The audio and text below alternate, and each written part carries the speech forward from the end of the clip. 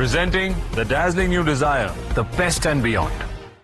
We've gone for De Kock ahead of Gurbaz, though I had to fight Dustin tooth and nail for it.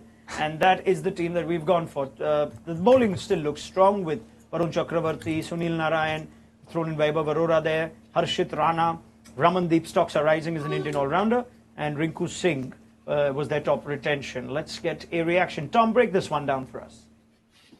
Yeah, this is a little bit of a puzzling one for me. There's some of it I like.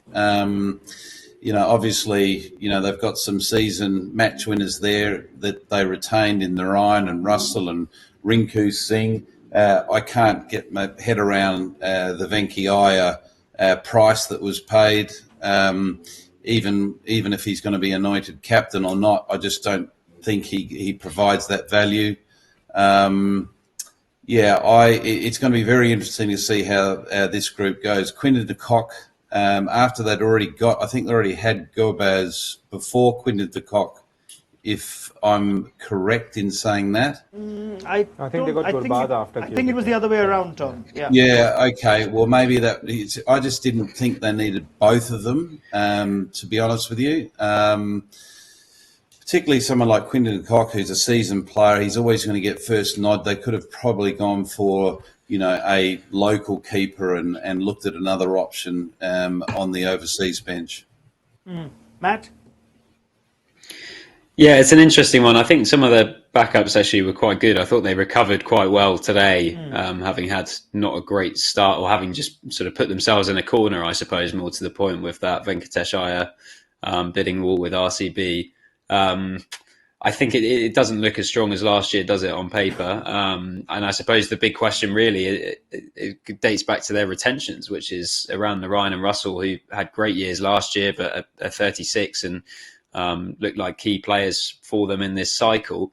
And whether or not they'll still be able to do it in the sort of twilight of their career heading into their late 30s, because if those two can replicate the impact that they've had for the franchise over their time with them, as they head towards the ends of their careers, then they'll be a formidable side. If not, you suddenly start looking through and thinking that it could be a bit concerning. And I'm struggling I wanted to have a stronger answer to say that Manish Pandey shouldn't be in there, but it's not obvious who the replacement is. As you say, maybe it's Rahane, maybe it's Anakul Roy, someone like that, but it does look like a slightly harder spot to fill than you might expect, given the balance that Narayan and Russell should give you.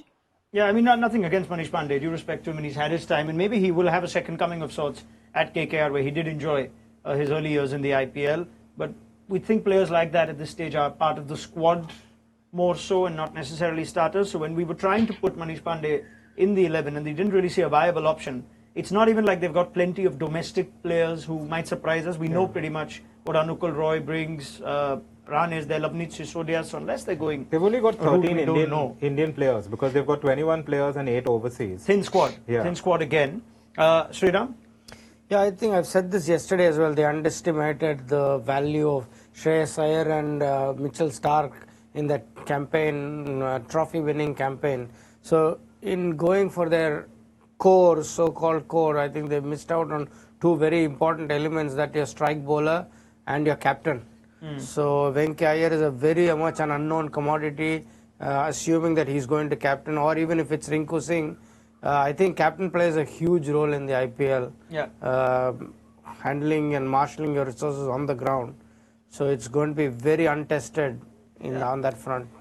Yeah, I'm not as down on KKR's auction as everyone else seems to be, just because I think that, yes, I know it looks a little odd when you have a player like Manish Pandey who's been around so long in the first 12, but then if you look at the players around him, I mean, there's Ramandeep, Rinku, Andre Russell, they are good finishers. So you would hope that you maybe even don't need, that player to bat too many balls. Yeah, they may not name that player in 11. Exactly, or you can just play an extra bowler, and they do have some decent bowling options.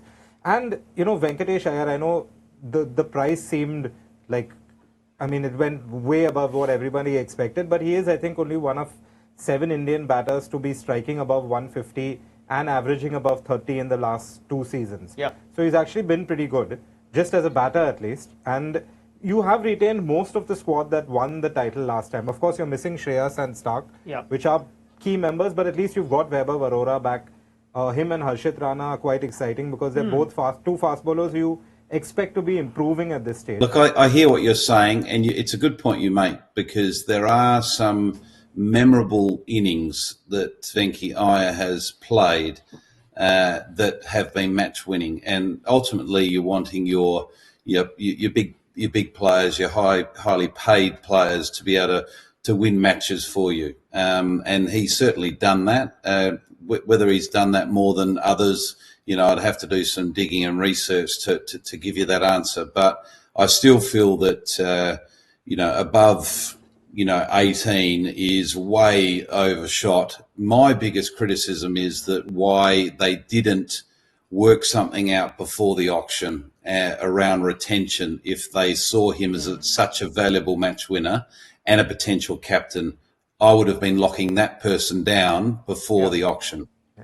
And the other name I really missed out was Phil Salt. That's a name that was critical to their and is Quinton de Kock still that player? Exactly. I think they definitely wanted Salt, but they just went so high for Venki Iyer that's who they then missed out on because they had paid so much for Venki Iyer. Yeah, it's Tom Moody. All things considered, your rating? 6.5 for me. Okay. Matt? I'll give them a 7.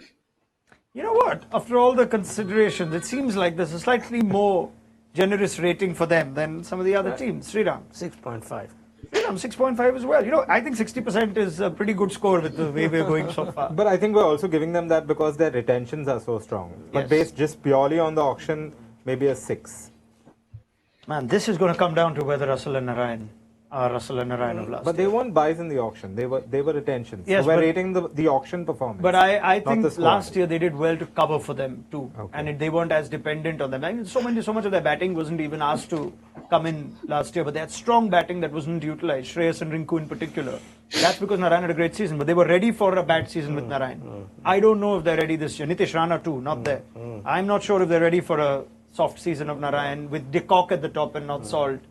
And the same with Nokia and not Stark in a big game, a crunch game. So I'm concerned, so I'm going to give them a 5.5. Sorry, Venki, Mysore, I know you're watching, sir, but yeah, please prove me wrong. Many teams have. I talk nonsense anyway.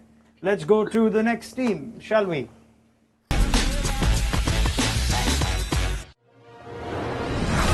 Presenting the dazzling new Desire, the best and beyond.